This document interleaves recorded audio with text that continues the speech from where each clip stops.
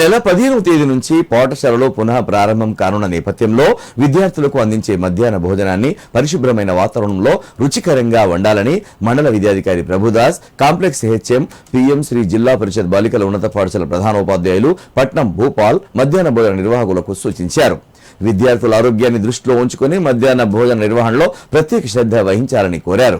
ముఖ్యంగా పరిశుభ్రమైన వంటగదులు, సురక్షితమైన తాగునీరు, నాణ్యమైన ఆహారం, పరిశుభ్రమైన పరిసరాలు అనే 4 అంశాలను తప్పనిసరిగా పాటించాలని సూచించారు. ప్రభుత్వ ఆదేశాల మేరకు సిద్దిపేట జిల్లా దుబ్బాక జెడ్పీహెచ్ఎస్ కాంప్లెక్స్ పరిధిలోని వివిధ పాఠశాలల్లో పనిచేస్తున్న మధ్యాహ్న భోజన నిర్వాహకులకు పీఎం శ్రీ జెడ్పీహెచ్ఎస్ బాలికల పాఠశాలలో అవగాహన కార్యక్రమం నిర్వహించారు. ఈ సందర్భంగా వారు మాట్లాడుతూ వేసవి సెలవుల కారణంగా వంటశాలలో పేర్కొన్న దుమ్ము ధూళిని శుభ్రం చేసి సున్నం వేయాలని, నీటి ట్యాంకులను సైతం శుభ్రపరుచుకోవాలన్నారు.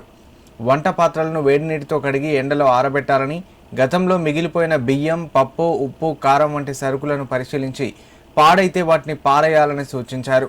జాతీయ ఆహార భద్రతా చట్టం 2013 పీఎం పోషణ నియమాల ప్రకారం పరిశుభ్రమైన, నాణ్యమైన ఆహారాన్ని విద్యార్థులకు అందించాలని సూచించారు. ఈ కార్యక్రమంలో కాంప్లెక్స్ పాఠశాల ప్రధానోపాధ్యాయులు చక్రపాణి, పెంటయ్య, పలు పాఠశాలల ఉపాధ్యాయులు, మధ్యాహ్న భోజన నిర్వాహకులు పాల్గొన్నారు.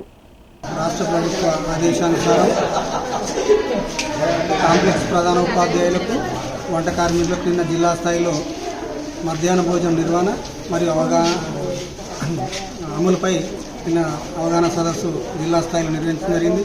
ఈరోజు దుబ్బాక మండలంలోని 4 కాంప్లెక్స్ పాఠశాలలో కాంప్లెక్స్ ప్రధానోపాధ్యాయుల యొక్క నేతృత్వంలో అన్ని పాఠశాల ప్రధానోపాధ్యాయులకు మరియు వంట కార్మికులకు ఒక్కొక్కరి చొప్పున ఈ అవగాహనను నిర్వహిస్తున్నాం. మొట్టమొదటిగా థియరీ అంటే ఎలా నిర్వహించాలి, ఎలా శుభ్రత పాటించాలి, వేడివేడిగా వంట ఎలా చేయాలనేటువంటి అంశం మీద థియరీ చూపెడతా ఉన్నాం.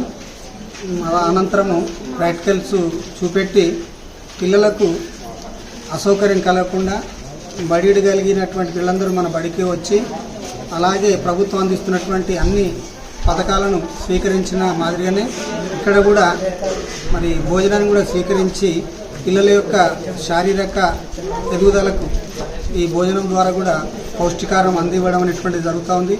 కాబట్టి చక్కటి అవకాశాన్ని అందరూ వినియోగించుకోవాలని ప్రభుత్వం ప్రవేశపెట్టినటువంటి నియమ నిబంధనలు, పద్ధతులు అన్నిట్లను కూడా మరి వంట కార్మికులు పాటించాలని ఈ సందర్భంగా తెలియజేస్తూ, శక్తి నిర్మాణ్ మిడ్ డే మీల్స్లో భాగంగా ఈరోజు ముందస్తుగా కాంప్లెక్స్ స్థాయిలో నిన్న జిల్లా స్థాయిలో నిర్వహించడం జరిగింది.